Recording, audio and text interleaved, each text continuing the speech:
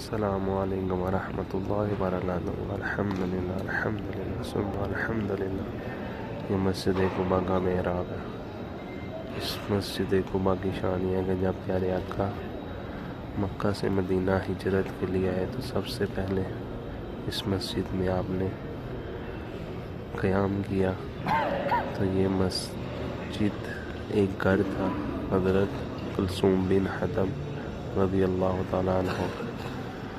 جب پیارے آقا یہاں سے ہجرت کر کے مدینہ کی طرف روانہ ہوئے تو حضرت کلثوم بن حطب نے یہ گھر مسجد کے نام پہ وقف کر دیا۔ اور پیارے آقا نے پھر یہ بلیک کلر کا نشان اس کی بالکل سیدھ پہ، جہاں پہ یہ بھائی صاحب بیٹھے ہوئے ہیں، یہاں سے پیارے آقا نے سب سے پہلے اس کی بنیاد رکھی۔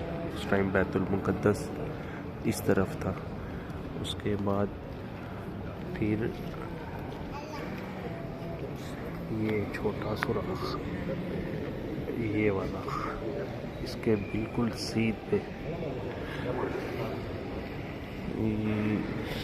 یہاں پہ ہم بیٹھے ہیں الحمدللہ۔ یہاں پہ پیارے آقا نے جماعت کروائی۔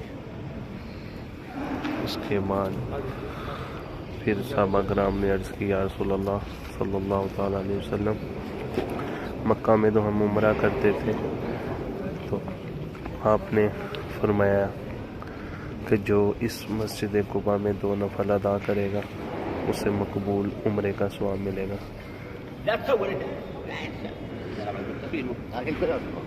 الحمدللہ الحمدللہ۔ اس مسجد کی زیارت کری۔ الصلاۃ والسلام علیک یا رسول اللہ وعلی آلک وصحبہ یا سیدی یا حبیب اللہ۔ اب بیت المقدس پہلے اس دائیں سائڈ پہ تھا، تو اب قبلہ اس طرف ہے۔